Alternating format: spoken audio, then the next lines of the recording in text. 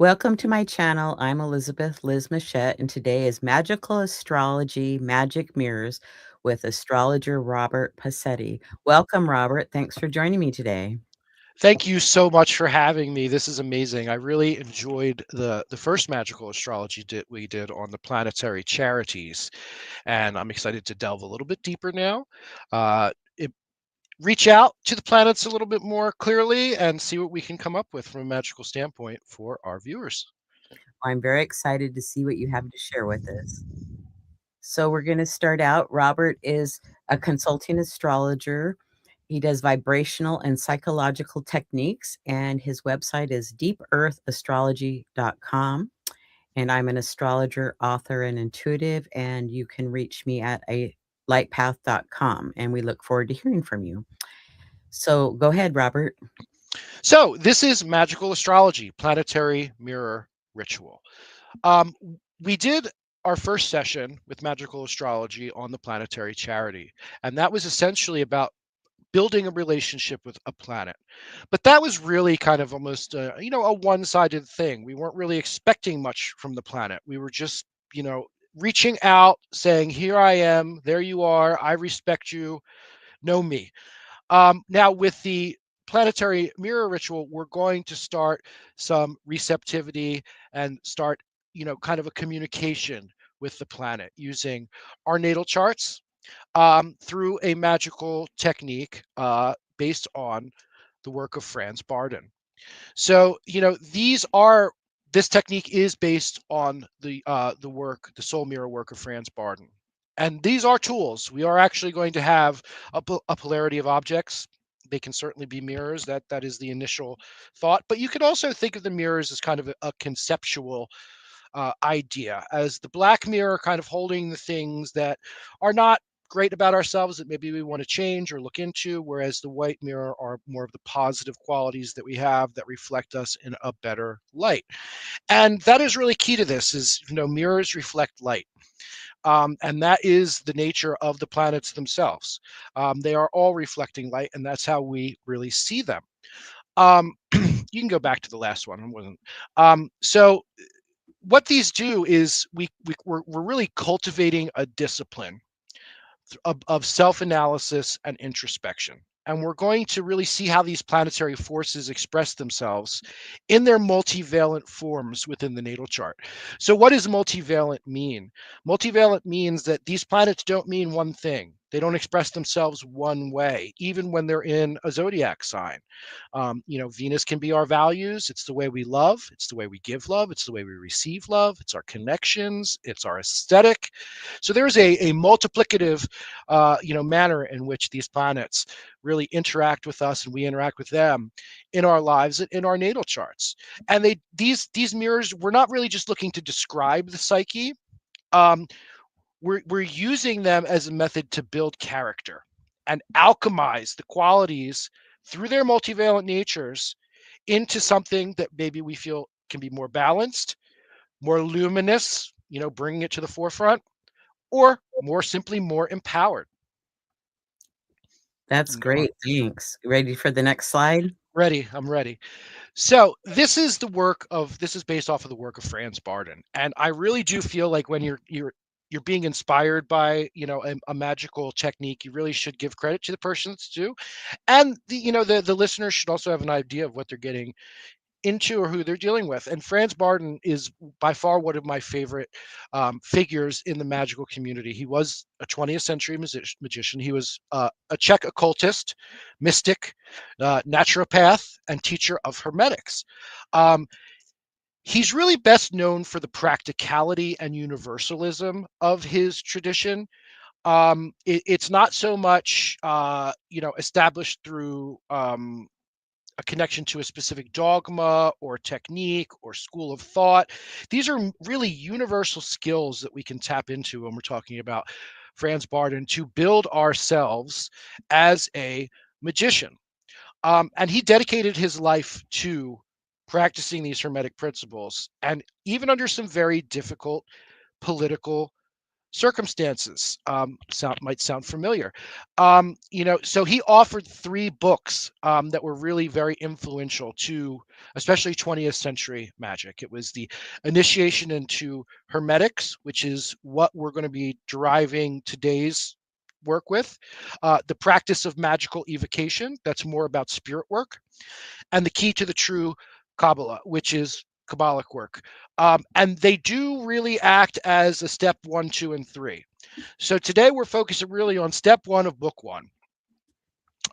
So what this does is it guides the practitioner from these foundational ideas of self-mastery to more advanced spiritual work. And despite his profound contributions, his life was cut short due to not really following the status quo. In His father was also a mystic, and his father, said to all of his children, "One of you is going to kind of reach out to the next level of spirit." And Franz had a very severe personality change around the age of 14 or 15, where he felt that the call to spirit was placed upon him.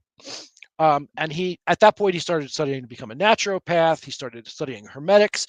These things were not easy to study back then. You can't just kind of type something into Google and order a book.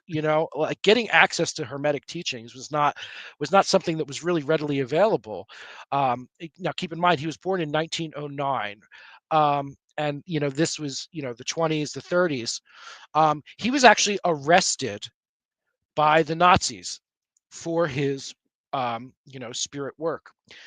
They offered him a high place in the Reich if he was willing to work with them and also rat out other magical lodges. He said no. So he wasn't put into any kind of camp, but he was put on what they would call the ball and chain, which is he was essentially sent to go work. He was sent to a work camp for 3.5 years. The only thing that saved his life is that the Russians came and liberated where he was at. Now, the next 10 years is when he really did the majority of his writing. There were some other looser papers that have not really been published, but the initiation of hermetics was written during this time. He was then arrested again by the communists after the three books were written, and he, for practicing medicine that they did not approve of, just all of the general things that you would imagine a magician would receive. He was also very popular. He was not an underground guy. A lot of people went to him for healing. He was known as an herbalist, a naturopath, very well regarded, and that really bothered them. The powers that be. So he actually died in a communist prison in 1958. Um, they say he died of pancreatitis, but who knows? There is a lot of conjecture about what really happened to him. But as far as somebody who really was focused on the craft, um, I always find if somebody's willing to die for their teachings, they're usually a pretty trustworthy source and not a fraud. And I have been practicing his style of work for many years now, over a decade, and I find it to be very powerful. And certainly, if you're somebody who's dabbled into magic, one of the main real modalities that you work with is what would be the Golden Dawn method, which is very much about it's very ritualistic. We know it was the Aleister Crowley crowd, very famous. They obviously huge contributions to the magical nomenclature from the Golden Dawn. But again, what separates Franz Barden's work from that of the Golden Dawn is its practicality and its universalism. It's not the rituals really are about learning skills and the experiential. All right, we can move on. So I have a question. Um, Sure. are his books readily available now, or are they hard to Yes. find? Easy to get. There's a relatively large community. I don't want to say it's huge, but of practitioners who follow his work. There was a one of his adepts by the name of Ron Clark wrote a lot recently and did a lot of YouTube videos before he unfortunately passed a few years ago. which you can access. Um, now, the first book was published in the 50s. It was not translated into English until the 1970s, and the other two books weren't even published at all in any language until the 70s. So this is really from, while the works were being conceived and written in the 40s and the 50s, it did not become part of the zeitgeist until the 70s. So I know 50 years sounds like a long time, but in the nature of the magical works, I mean, we still have people going back to, the Greek magical papyrus, and so I mean, this is what we would call a relatively new approach to magic, but very solid. Thank you. So this is my favorite part about Franz Barton. So the core aim of his work is the complete and harmonious development of the human being on the mental, what he refers to as the mental, the physical, and the astral realms. We can call it mind, body, and spirit if you'd like to. And the student is to achieve mastery. And through that mastery, the ability to consciously work in alignment with the universal laws and what we would call the divine providence. The divine providence is not a religious term, it's whatever you want to kind of call the thing above. All right, the thing that we don't understand, the great mystery. Um, and the core of his teaching is the power is not pursued for its own sake. This is not a sorceress practice. His whole idea was that by coming into form with the elements and balancing the inner elements within ourselves, having this disciplined self knowledge and integrating into, you know, really integrating into our own persona, this is the core of how you become a practical magician. Now, I am, the Grand Pendragon of the Ancient Order of Druids in America. I've been practicing Druidry for almost 2 decades now. And this is very much in line with the idea, where we invite, we don't command. This is, we are placing ourself in the stream of consciousness of, the divine providence when we're doing the Franz Barton work. We're not commanding things to be at our will. And there is kind of a step-by-step way that he approaches this, which is why I think it's so effective. The first one obviously is awareness of the self. Developing a personal discipline with your work, coming into balance, like we talked about, the equilibrium, which really involves the elements. Hey, I know another kind of, form of things where we really base it off of the elemental energies.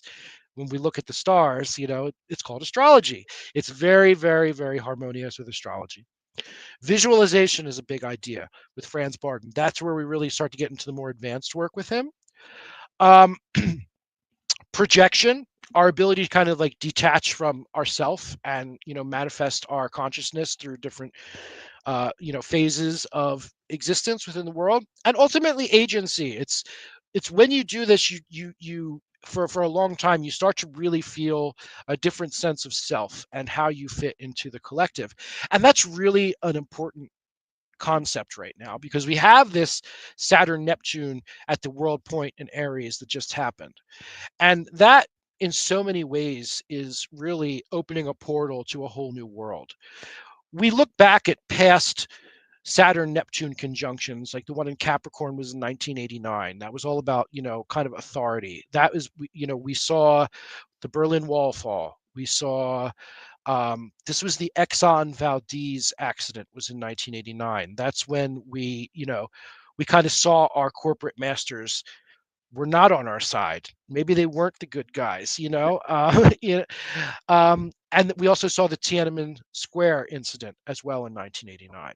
So when we see the Saturn Neptune conjunctions, we tend to see these kind of like these ideas of structures of authority being dissolved within the collective consciousness.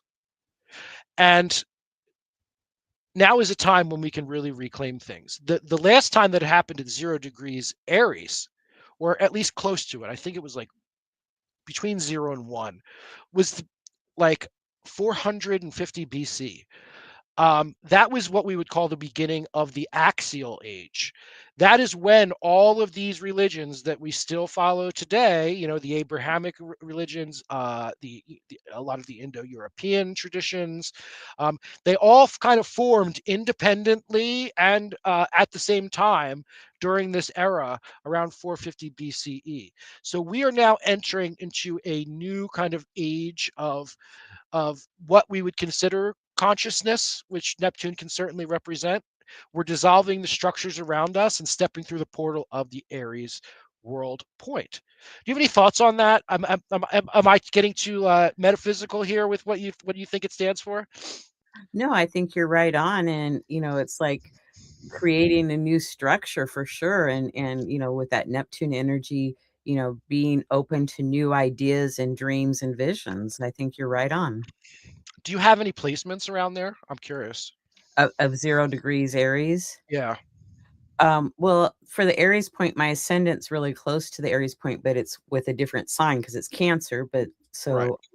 that's about the only thing that I have. So my descendant would be too. So my ascendant descendant would be close to the Aries point. So Yeah. it'll My be in. son is my son is trying it, because I'm a 0 degrees Leo, 0 degree Leo. So yeah, I mean, you could even if you don't have a planet there, you can still really feel the energy through any point. I mean, one thing to as you start getting more advanced in astrology, you realize is that every degree on the zodiac has relevance to you in some way, whether it be through relationship by aspect.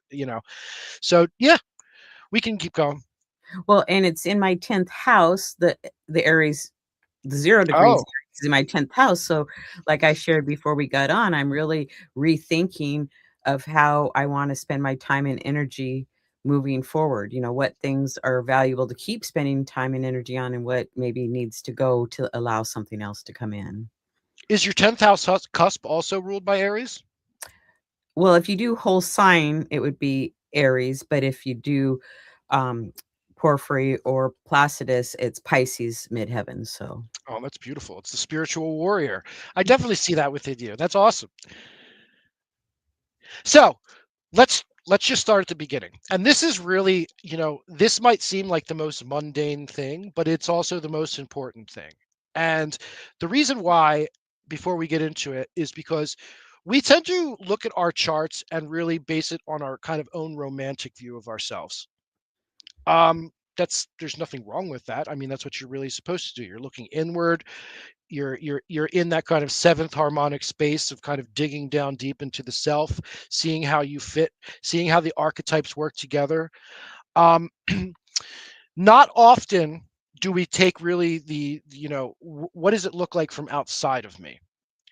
So what you want to do first off is when you begin this work is keep a notepad of the daily interactions that you have with the world, others, and make sure to include how you treat yourself for real though. um and this could go like, how am I acting with others at work? Did I have an incident? What triggered me during the day? What triggered certain emotions within me? Was I generous at any point of this day? We're not making a judgment at this point. We're just really writing down and memorializing, maybe some of the things that really happened to us from outside of ourselves in our interaction with the world and in our interaction with ourselves over the course of a day. And we use the words outer plane check. What an outer plane check does is it's essentially kind of making sure that we're not just living in our Neptune, where we're kind of creating this kind of like illusion of ourselves, and we're seeing how we actually interact with the world. And as mundane again as this sounds, it can be shocking. How cruel we can be to ourselves, maybe how short we can be in our interactions with certain people. um you know how are we interacting with the world? How do you who are you when somebody cuts you off in traffic? Like that. That's always a question I like to ask people, is like, who are you after you've got, what are the words that come to mind? What is your reaction? Again, we're not doing this to judge ourselves. We're doing this just to kind of really get a better idea of how we fit into the collective from a purely holistic standpoint. So you want to focus on behavior, not the story you tell yourself about the behavior. Does that resonate at all? Oh, absolutely. It kinda goes along with keeping a moon journal, in my opinion, but I Yeah. like this. Very much so. And the other thing is don't ignore positive qualities. Don't turn this into like a self-bashing exercise because that's not the point at all.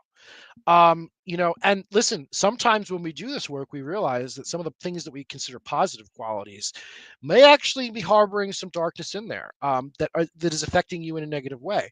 You could be absolutely generous, but you can be too generous to the point that you're being taken advantage of. And sometimes that's hard to see without taking these outer plane checks. So this is also a progressive process. Start small and build this practice over time. One thing I will say is you don't want to start with the sun and the moon when we start getting into this. Those are really like big, heavy, luminous things that are so core to us. It's better to really start with the personal planets, work your way out, and then come back to the luminaries. So, personal planets, social planets, which would be Saturn and Jupiter. you know, you can certainly look at your relationship to the collective and through some of the qualities as far as, Uranus with our authenticity, Neptune with our sense of enchantment, with maybe where some of our delusions are, how we kind of exist in the ether, and then Pluto, power dynamics. Um, but start with the personal planets, I would say. And this is a progressive process. The first time you do this, it's really going to be you're going to be fumbling with the notes. You're going to be, overthinking things. This is an evolution to the planetary charity we did. We were building relationships during the planetary charity. We were, again, we were reaching out and saying hello. Now we're kind of extending the hand out and saying, I want to work with you. Can we work together? Let's do this. And these are big, I'm an animist. These are big planetary spirits, energies, whatever you want to call them. It takes a while to really understand them, and especially the multivalent nature that we talked about.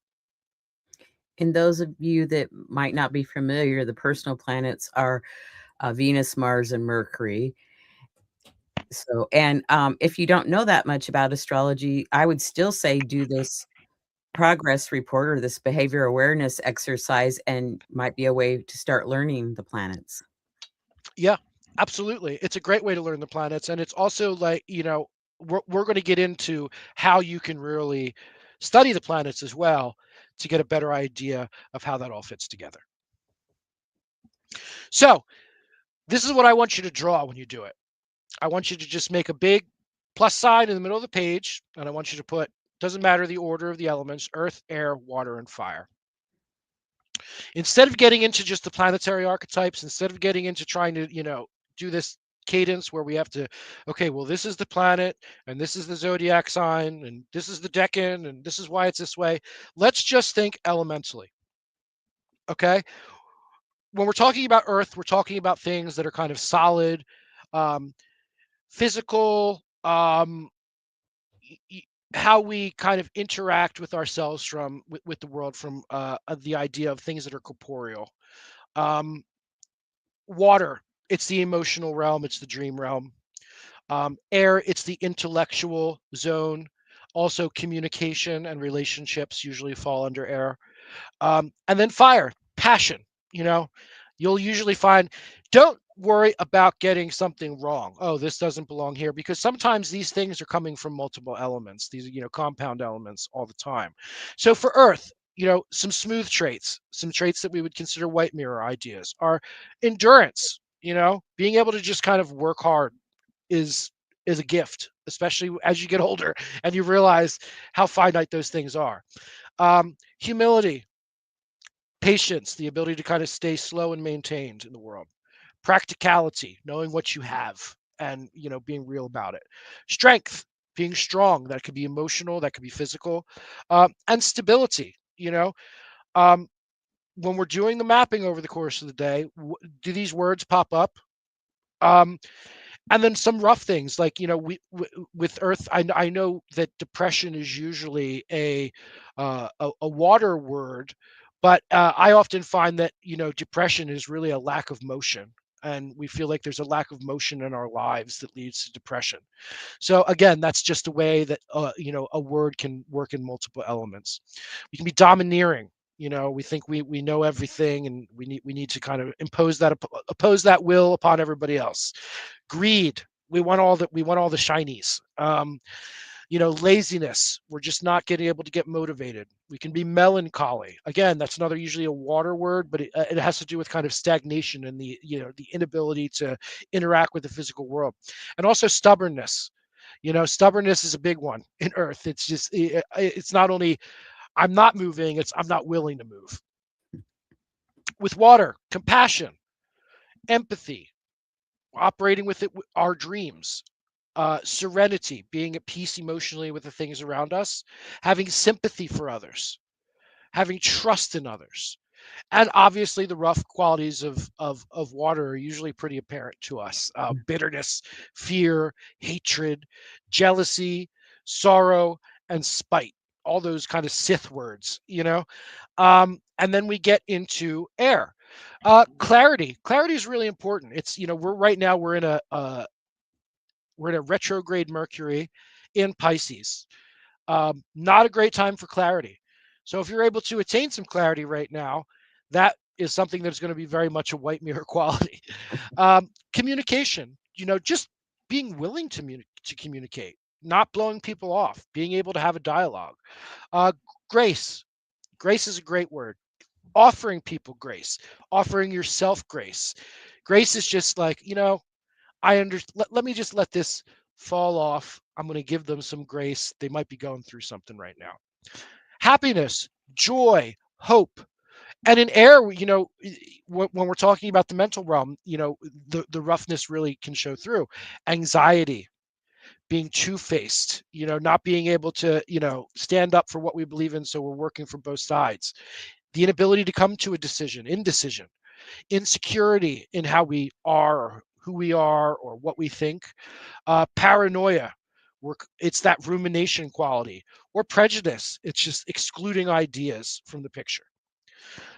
Fire, courage, creativity, loyalty, energy, vision. Vision is a big one. It's the ability to kind of like look out in the world and see things that what they could be with the introduction of your passion into the world and your will, sticking through things, saying like, this is what I'm going to do. And I'm going to put my will into this and make this happen. Fire is also, it's very much easier to delineate a lot of these more negative qualities with the elements than it is the positive ones at times. And that's why I said in the beginning, it's really important to write down the good things as well and focus on them, because you know it we we tend to focus more when we're angry on the anger than on the loyalty when we're being loyal. We tend to focus more, if we're feeling like we're being cruel than when we're being courageous. Egotism is another big, fire sign. Like,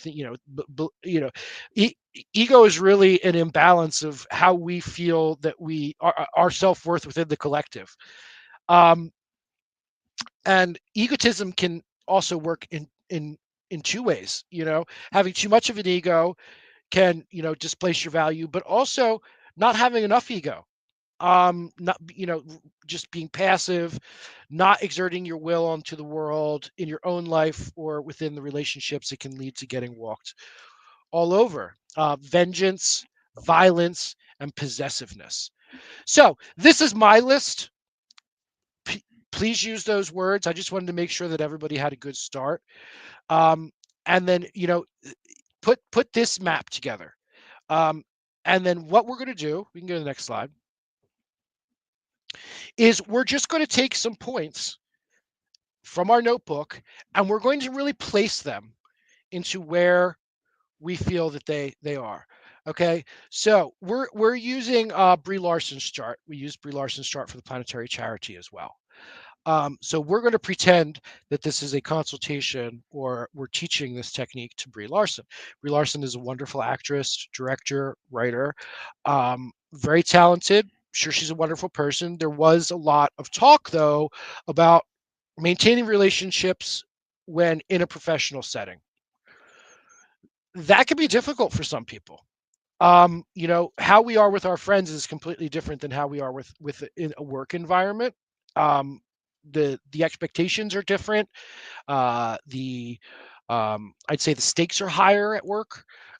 So we tend to, you know, not be as aware of how we are acting when we're in a work setting than we are maybe within our personal life. So let's say there's a stubbornness in my own ideas of how things should proceed at work. I don't think anybody has never had that problem before. And that would definitely, that stubbornness, that grinding in, that not being willing to move is very much an earth quality. Now, air, even in that same interaction, we could have positive qualities. I'm able to express myself clearly and honestly. That is a good thing that you're able to do that. It might not, jive well with the stubbornness, but it's not a bad thing. Water, emotionally controlling to my work partner. But again, feeling strong trust with the best friend. Different situations that we put ourselves in different modes, we tend to wear these different kind of personas, and it's important to differentiate how we're acting within the term because they're all part of the holistic self. Fire, a good flow of creativity, a great energy day, feeling good. This is a very basic 101 first day approach to things, but this is really what you want to do. And we want to really focus on it being that outer plane check, that idea where, we're not thinking, we're not putting our own story, we're not putting our own poetry or our own romance on it. We're just looking at it from an objective standpoint into how you are interacting with the world. Oh, that was great. Thank you. Yeah. So this is Brie Larson's chart. So we took those two things. So I'm being stubborn at work, and I'm being a little too domineering about that stubbornness in my personal relationship with the person I work very closely with. Again, no judgment on Brie Larson. We're just using it as a chart example here. So the chief aim that she would decide needs to kind of happen is to improve the quality of relationships, especially in a work environment. That's kind of the overall goal. That's what we took from when we wrote down all of our ideas. And we can see here that she has a Venus in Scorpio, which is in detriment, in the eighth house with a loose trine to Chiron in Cancer. Now, the eighth house is all about taboos. And the reason I say that is because originally it was the house of death, sex, and taxes. That's really how it was, you know, um, conceived as in its relationship to the seventh house. Um, but you also find like deep psychological issues, the ability to transform in the eighth house. So when we're talking about death, sex, taxes, our deep dives into the psyche, maybe how we're treated for the deep dives into the psyche, the relationships that we have with partners behind closed doors. Um, these are all things we just generally don't talk about. These are not, whereas the second house is really about our values, our possessions. The eighth house is kind of like the anti values. It's the things that we don't want to be talking about in society. And I know that's kind of a unique take, but this is how I view it. What are your thoughts on the eighth house? Well, I agree with what you say, and I like it. And yeah, it's like where we want to change and transform things. It's like let the old die and be reborn in a new way. Yeah. And Venus, Scorpio loves being in the eighth house. I mean, it's the natural ruler of the eighth house. So, because Scorpio likes the depth. It wants the ultimate truth. It's willing, think of the Persephone story. It's willing to go into the depths to come up and be reborn. Um, and this is a very congruent energy. Venus is about our connections. It's about our relationships and it's about our values. So if our values are, kind of within the anti-values and it's in Scorpio, this is going to be relationships that we're really not compromising on. We feel like we need to merge and we bring an intensity to those relationships when we have a Venus in Scorpio. So we might not even be aware of the intensity that we're exuding when we're forming relationships when we have a placement like this. I mean, I have a Scorpio rising, and sometimes I'll catch myself and it's just like, okay, let's use let's use indoor energy. Like not everything needs to be absolute, and absolute is a really good word for Scorpio. That is what Scorpio wants. So when dealing with connections and relationships, the space that it's going to be coming from for Brie Larson is going to be from that Venus and Scorpio in the eighth house. The other thing that we're looking at is the 10th house. This usually is our career, our outside projection. And she has a Saturn in Capricorn there. That's awesome. That's domicile for Saturn. Saturn loves being in Capricorn. It's usually a hard worker, extraordinarily responsible, good vision, good leadership, able to build things from the ground up, willing to put the hard work in. It's conjunct Neptune. Not a great place for Neptune to be, as we talked about with the Saturn Neptune conjunction earlier.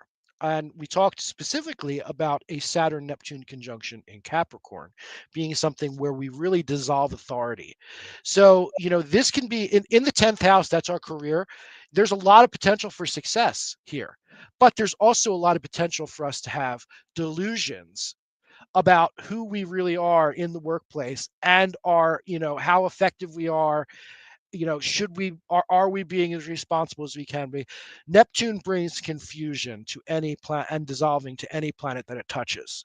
So Saturn in Capricorn in the 10th house, conjunct Neptune in Capricorn, also opposite a Jupiter that is loosely conjunct Chiron as well.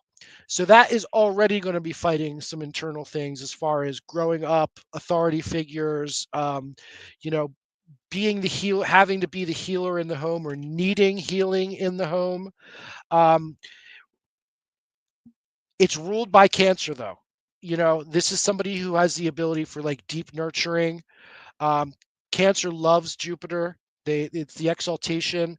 There, so she's got these wonderful domicile placements that are coupled with very challenging, demanding planets that are there. So would that come into the iteration of having probably problems at work, based on, of relationships?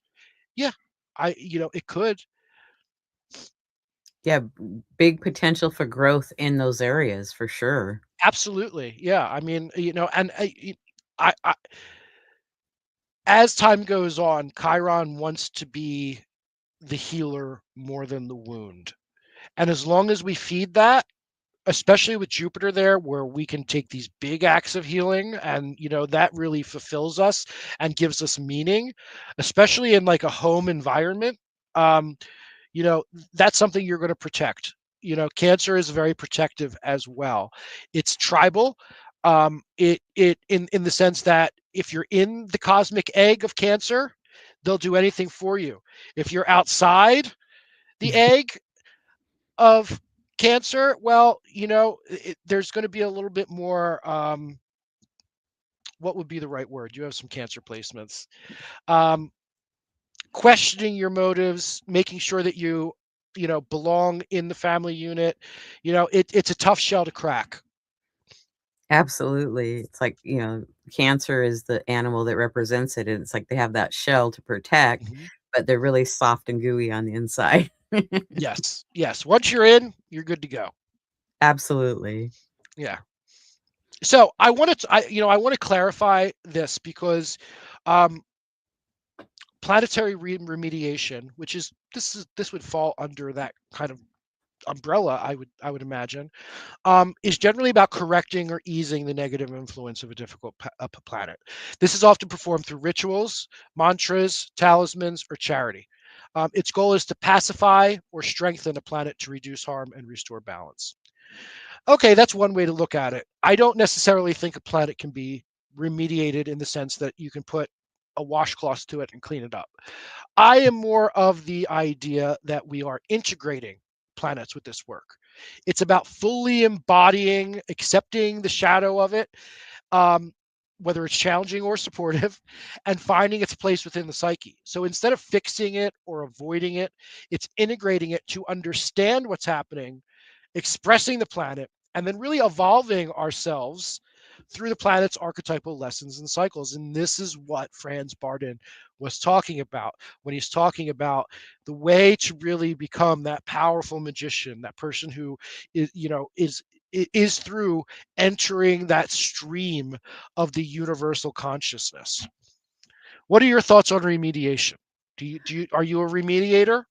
No, I'm more of an integrator, but, it can be probably in its proper place. The remediation is probably helpful and useful, and Hmm. I know that people do a lot of that. I don't do it so much, but, Hmm. um, I think, if you do the remediation, you're still gonna need to do some of the integration along with it. I don't think it's just one and done. Right. Um, but I like the integration because it's like lots of times I think when a planet is a problem or it's trying to teach us something or we're supposed to learn and integrate that energy Yeah. fully. Yeah. I absolutely agree. And my issue with the term remediation again is that there's a sense that you're changing it to suit what you want out of it. Um, in some of the ways that it's expressed, and I feel like remediation might be a step in the process, but as far as a holistic approach, I feel like focusing on integrating the planet into the self, its positive and its negative traits through that multivalent nature of the archetype is really the way to go. And that's really what I'm teaching. Right, because remediation can feel like you are trying to avoid what the lesson is, and I think it's important. Yes. But I think Yes. in its right place to get you over the hump, it might be Yeah. helpful. And listen, really what I'm saying is if you're looking for planetary remediation, I'm not the guy. There's good people out there that do it. It's not what we're doing today. Thank you. So we talked about the Venus. The first thing you want to do is don't get too in the weeds with this, trying to over do what you're trying to work with. We don't need to work with Venus in Scorpio in the eighth house to start. Let's just talk about Venus. Just work with Venus. So if you go back to the planetary charity, concept that we did in the first video, you would see how you can really start to build relationships with Venus. It's about connection, beauty, our values, pleasure, um, pleasure in the sensual way, not necessarily in the sexual way. Although Venus and Scorpio can certainly express itself that way as we get there. Relationship, harmony, and desire for things. Um, so what would be some like kind of white mirror manifestations? What are the ones that would be in the white mirror? Well, it's genuine love that really gives without expectation of return. That's hard, an authentic appreciation for beauty in all of its forms, harmonizing influence that brings people together gracefully. This is really the archetype of the Venus person hosting the party, getting everybody together, being very social. Um, Healthy self worth, independent of others' approval or rejection. How powerful would it be if we were all able to master that? Um, Um, you know, that'd be great. yeah, sensory refinement and the ability to enjoy life's pleasures wisely. That's really a powerful one as well. Like, how often do we sit down to enjoy something and then immediately start ruminating on the stuff that we should be doing instead? Like that's a very common thing in today's world. Truly seeing and valuing others, not having superficial relationships. Grace, charm, and social intelligence that's used with sincerity. Sincerity is really the key here. Not being false, not being two-faced. What are the black mirror? Vanity, self-obsession, and a compulsive need for admiration. Seduction and manipulation through charm. We've all fallen for that once or twice in our lives. Laziness, overindulgence, and avoidance of unnecessary discomfort.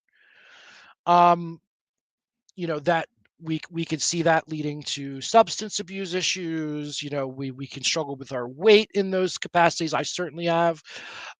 Mistaking possession and appearance for fulfillment. um this person is with me and they're beautiful and therefore I'm going to be happy.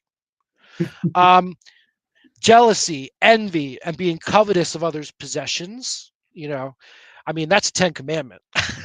you know um, Passive aggression and conflict avoidance at the cost of truth. I have a Mars in Libra. um, I very much like to people please, and then I get very angry about having to people please. that, that's really how that manifests. That's something that I've had to really work through. Um, Luckily, I'm a Scorpio rising, so Pluto's the ruler of my chart. I'm not afraid to kind of like, strike out. But passive aggression, we've all been there. And superficialities, really in general, just not being genuine. So when you're doing this, like anything that would really fall under these ideas and of connection, beauty, value, pleasure, relationships, harmony, and desire are really going to come down to Venus issues. This is a personal planet. It's easy to work with, I would say. So when you're writing these down, you can come back and look at some of these things and say, what am I guilty of? Now, do not work from the list and apply it to yourself, because that's not what we're doing. Don't say, well, I may have done that 2 weeks ago. Wow, I really need to work on. That's not what we're doing.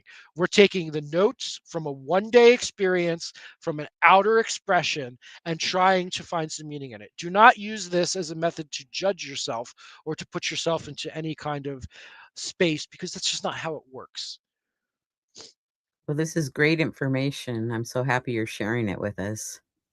Yeah, I mean, this is how we see things manifest. We're not glorifying things. We're not romanticizing it. This is how Venus really kind of shows up in our day-to-day interactions. Right, and you can learn from using this technique greatly. Yeah, absolutely. All right, we can move on. So another thing to keep in mind: domicile, fall, exaltation, detriment. These are words. It's how the planet operates within that sign. It does not necessarily mean it's going to be positive or negative. Um, the ruler of Neptune is Pisces. Neptune in Pisces is very powerful, and it doesn't necessarily mean it's going to be great. It's just where the planet is able to express itself in the easiest way. The domicile is where it matches energy. The exaltation is where it's called an honored guest. There is a lot of magical thought, especially within like the talismanic community and the astrological magic, magic world, where the exaltation is better than the domicile, because think of it as when when you're in domicile, it's like it's the relationship between the mother and the child. um with the exaltation, it's how the mother treats a child that she really likes, but it's not hers. If that's like, there's a lot more kind of like pleasantries put on the exaltation. Something to think about, but it doesn't mean it's going to be great. So there are white and black mirror qualities for Venus in Libra, which is the domicile. In white mirror, it's graceful, harmonious love expressions through genuine partnership and mutual respect. Um, a very fine sense of aesthetics, and love that creates balance and equality. But it could also be, a love that always needs harmony and refuses to accept conflict and will sacrifice itself for a lack of conflict. Valuing appearance over substance, just in people in general. And that beautiful mask, the charm and elegance that a Venus in Libra can exude, that is superficial and really, avoids the merging. Whereas Venus in Scorpio is in detriment. Venus also rules Taurus. Taurus is the opposite of Scorpio, which puts it into that detriment position. So for a white mirror, intensely transformative love that defends into the soul and is changed there. You know, it seems when we look at the stories about love in the mythos that really resonate with us, I think of like Romeo and Juliet. Romeo and Juliet was not a Venus and Libra love. It was a Venus and Scorpio love. It was willing to die for that love. All right. And when we see a beautiful couple out there holding hands and being perfect, it's beautiful, it's amazing, we all want that for ourselves, but we're drawn to that love that is intense and erotic and transformative, and where we merge two people into one. It's also an aesthetic and for appreciation for what is dark, mysterious, and profoundly real. That I view as a white mirror quality, like, your ability to kind of like see the beauty in things that aren't intentionally trying to be beautiful. And also a partner that accompanies you into the greatest depths. Whereas Venus and Libra, you might get that beautiful mask. I'd rather have a partner who's willing, we call it ride or die, like that's somebody who will stick with us to the very end. Now, it doesn't mean there's not, the detriment doesn't bring bad qualities or what we would call black mirror qualities. I mean, it's an obsessive attachment that becomes toxic control. Um, you know, Jealousy that can be corrosive. We're constantly watching our partner. We're suspicious. And then we're also kind of drawn to the dangerous or the forbidden or the emotionally annihilating, like going to the length. So again, there's multivalent qualities within here. So once we've really looked at that Venus just as its own entity, and we've said, okay, now I'm looking at my chart and I'm seeing that, it's in this sign and this is what this sign does. Now we can start to dig in a little bit deeper. You don't do this right away though. Really just begin with the work with the planet, the overall qualities of the planet, and then we would eventually get into, where its placement is within the house and, aspects and things like that. That is deep, deep work. It takes a long time to get there. This is about as far as you should probably go when you're first going out is the planet, which is the most important, and then getting into the sign and how it expresses itself in that sign. Well, that's wonderful information. Do we have another slide, or was that the last slide for today? No, we have more. I believe Okay. so. Yeah. So we want to ritualize the experience. We want to choose a respectful space for the work. We want to go back to that planetary charity ritual, or where we really define like what is associated with the planet, maybe candles, colors, herbs, incense, stone associations, animal, ancestral, personal. You want to have some representations of the mirrors. Now, while the mirrors are really the magical tool, you could use anything that has kind of a binary nature to it. A lot of times especially when I'm working with the Druid community and doing this work, I'll use a smooth stone and a rough stone. You can go find that in your backyard right now, I promise. All right, unless you live in like the desert, which maybe still too. So, two mirrors, any objects should work. So we're setting our space. It should be a separate space. Again, we cannot underestimate the fact that we are engaging with a very powerful animistic spirit. And we need to come with that kind of reverence, because that kind of reverence will lead to better results. It'll lead to better discipline, and it will lead to a better experience overall. So how often would you do a ritualization of the experience? Once a week or once a month or I mean, really, what we would, it's really up to the need. I find I have a lot of fire. I have a fire sun and I have a fire moon. So whenever I'm kind of like there and I'm in that space, and I'll go and do it a lot. I do approach it with a level of discipline though, where I make sure that I do this work at least once a week. Um, but it's really, it's not as set on the schedule. Maybe if you're an earth sign, it's going to be, I'm going to do it at this time, at the planetary day and the planetary hour. And I'm going to, it needs to be just like this. An air sign may feel a little bit more open with it. Um, a water sign, again, it's really going to be about where you are from an emotional standpoint. So all those things come into play. The key is consistency though. Like, you don't think you're going to do this once and you're going to get any results. All right, because it's going to take time. It's going to take more than one pass, and it's what you get out of it is going to be really just the awareness. Again, we're going through that checklist of Franz Barden. It's awareness, discipline, and then finally we get to that kind of equilibrium.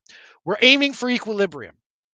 And again, as we go on through this, be honest about your interactions with the world, and that again, some white things we would consider white mirror qualities, we still want to go over those when we start going into this ritually, because we want to see what the core nature of it is, and to make sure that that's not really something that's working against us. And so I assume we would choose one planet to work with at a time. Is that correct? Yeah, we'll get that into that in the next slide. Okay. So then we actually get to the magical operation. So we've at this point we've written our notepad through our course of the day. We've looked at our chart and we've kind of gotten a decent idea of where it fits into the overall picture. Okay, we've worked with that planet a little. That's about as far as you need to go with that. Now, then we've set our space. We've ritualized it. We've worked with our attunements to the planet. We respect the planet. We're in a place where we are trying to commune now. There is a back and forth relationship now. When we were doing the charity, we were essentially just making offerings. Now we're asking for that energy of the planet. So you want to when after we've set this space, set our sacred area, we want to enter a space of balance. Now, some people do that through breathing techniques. Some people might do that through intoning. Maybe some people use bells. Some people use, vocal stimuli, and some people just use meditation. All of those are fine, but you want to get you want to clear the slate as much as possible. So you want to call to the planet at hand for the guidance. There are very explicit ways to do that for the planets in the first planetary charity video, and you want to state your intent. Venus, I am trying to improve my relationships with my work partner and my overall idea of how I can be more effective in that space. Really state the intent, because that will keep you focused, but it's also that is essentially you reaching out to the planet and saying, here I am, this is what our dialogue is about. That's very important. It will keep things streamlined. You are the conduit between the two mirrors. Let's say we're putting that being too oppressive to our close work partner or our business partner. Okay, literally going to place that thought into the black mirror. Um, Usually, I mean, magical standard would be you would put the black mirror or the rough stone in the left hand and the white mirror in the right hand, or whatever you're using for the right mirror. You can vision the black mirror and the white mirror if you would like to, if you have good visualization skills already. So what you're doing is you're placing that concept and placing that thought into the black mirror. You're allowing it to travel up your arm and into your core. And really, the center of our body is ruled by the moon. It's our inner world. It's where we receive the celestial currents and the telluric currents from the earth and comes into balance. The moon is a protector. So, we're looking at it and looking within ourselves here.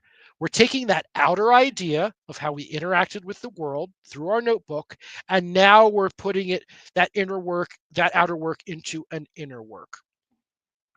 Okay, what do we think about that? Now, the next question, are you ready for this to move into the white mirror? You know, the answer might be no. The answer might be, I don't have an answer right now. I don't know how I can do this.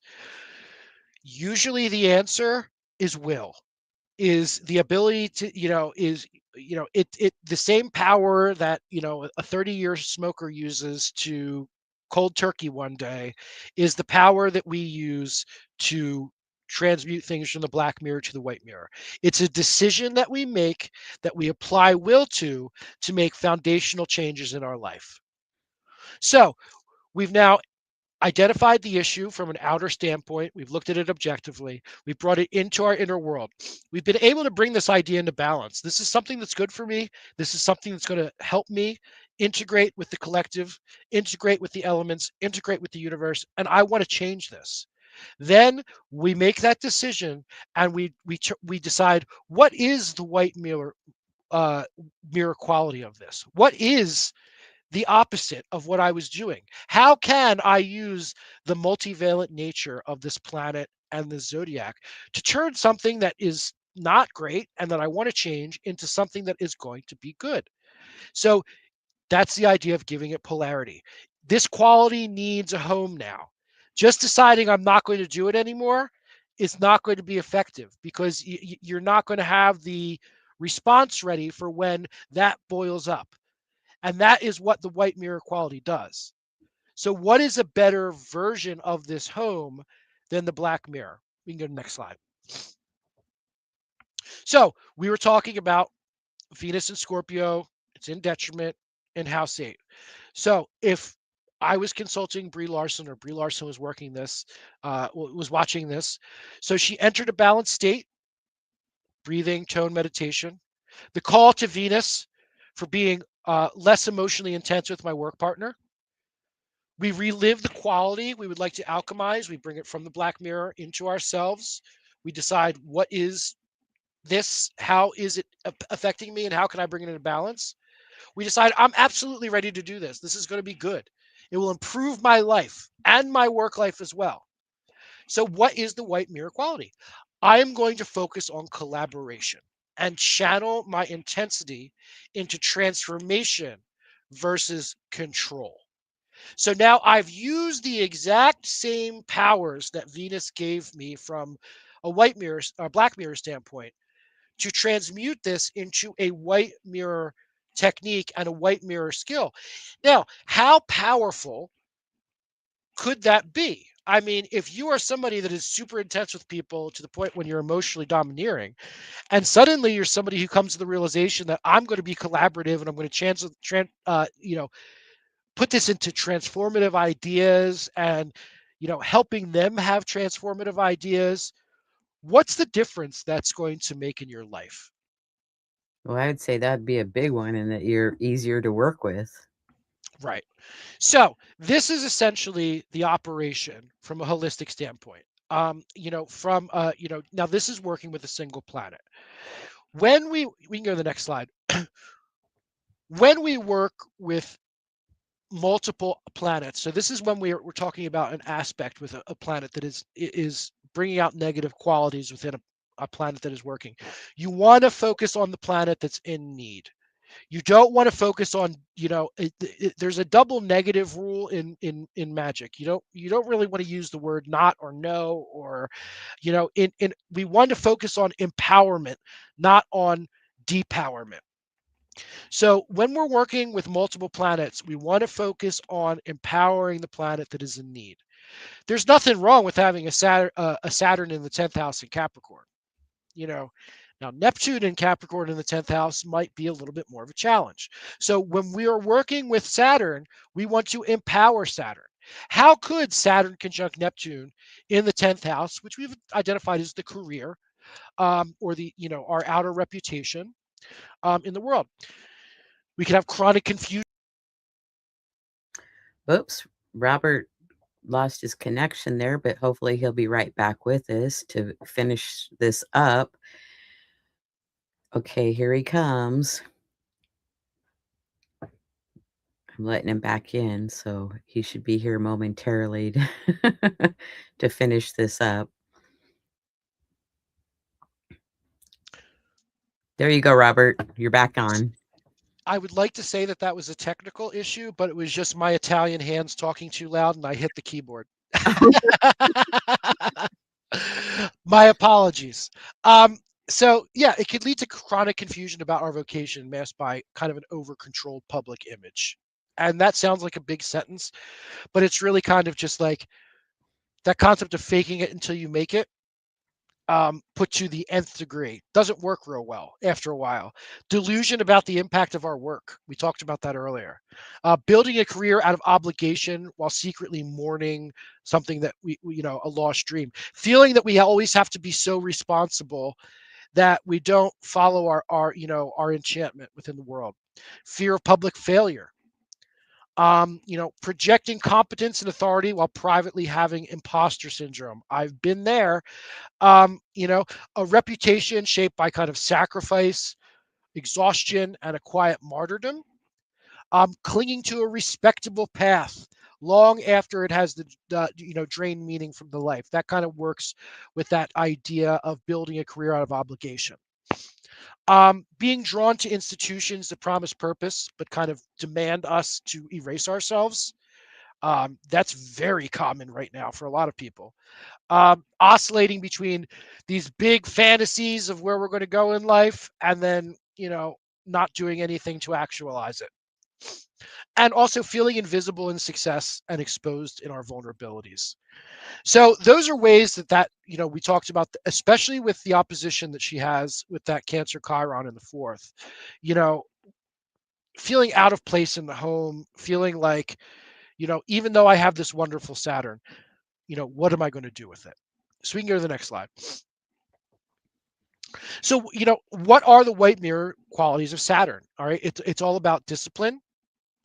Limitation is not always a bad word. Structure, responsibility, and mastery. Like Saturn is equated with the world card in tarot. All right. It's the fulfillment of the four elements, coming into balance and, kind of being somebody who has mastered them. We see that growth through our lives through the 7-year Saturn patterns, especially the Saturn returns. Um, so, what are the white mirror qualities of Saturn? It's an inner discipline, mastery of the self. Okay. If we're focusing on that and that inner discipline and really allowing that those Neptunian qualities to kind of take a back seat, that can be very helpful. The willingness to take full responsibility for one's actions and their consequences. That's huge when we're dealing with a Neptune, because it's like the delusions are out the window. We just need to be blatantly honest. Having patience, integrity, wisdom of limitation, like knowing how far we can go. That really goes back to that idea of having like these grand Neptunian visions, and not being able to meet them, and the ability to endure difficulty and hardship without breaking. That's really necessary. Through and we learn that through the Saturn cycle in our natal chart, and through the progress chart as well. um, Sober, grounded realism that serves as a foundation for spiritual growth. You know, what can happen though when we have a Saturn that we're not really, working with enough? A chronic fear, anxiety, and pervasive sense of inadequacy. Like we're not good enough to be responsible and in charge. Rigid, authoritarian control. That's really the opposite of that. That's like somebody who just wants to be a Saturnian figure. It's totally lacking the integration of its opposition with the Cancer and the nurturing qualities. Merciless inner criticism, cold emotions. We can see that, especially paternal style cold emotions. And this is a big one: excessive rule following that mistakes compliance for virtue. Keep in mind, we're talking about the 10th house here. I don't like working with those people. The people who follow the rules to the T, and any mistake is like reported to management immediately. Like they're not great to work with all the time, especially and you don't want a boss like that. Punishing oneself and others for imperfection, which is really what it comes down to. So we can see now how we can work with but notice the difference when we're talking about the personal planet in Venus. This is very about you and your experience. When we get into Saturn, we're talking about the social planets. These are near interactions, is what I like to call the social planets. These are, we tend to see how we operate within our communities, within our work environment, within our social circles, within clubs or organizations that we belong in, within profession. So whereas the Venus is much more related to a personal experience, Saturn is that kind of like near community experience. And then we can go to the last slide. Slow and steady, over intense and exhausting is not the way to go. Okay. That's really the slow and steady, over intense and exhausting. Intense and exhausting with this work can lead you to A, not getting anything out of the work, B, not doing it correctly, and 3, you'll end up worse off than you were because you're overanalyzing yourself and you're ruminating about it. This is a step in a process of, again, awareness, um, you know, discipline, and bringing things into equilibrium. I hope that was helpful. Oh, thank you, Robert. That was wonderful. I loved it. I loved it. And I look forward to having you on again in the near future to Yeah. continue with this series because I find it very fascinating. Yeah. I'm trying to do this in a very slow way for people that have never done any work like this. I think the planetary charity, the first video that we did is a really good start. Now this is kind of the handshake. This is where and moving it through the moon is really important, and moving it through that inner world, through the core, and the transmutation of one side to the other. I know this sounds like, oh, well, this doesn't sound like magic. It's extraordinarily powerful magic. All right. And this is how magic often works. We're setting the foundations now so that when we go into things that are a little bit more involved, a little bit more, even acrimonious, with the planetary work, we have a solid foundation of how these things work. And again, it's about getting to that sense of agency. It's about getting to that sense of confidence and ability where we're able to really, uh, you know, be be our own person without fear, and having a good control of the magic, because magic can be extraordinarily powerful, especially when you're working with the planets. When you're talking about, I, I've one of the things that when we started that we talked about, I said, I really want to be careful about how I use the word astrological magic, because there is a whole school of astrological magic. It's really based on Renaissance techniques, talismanic making, creation.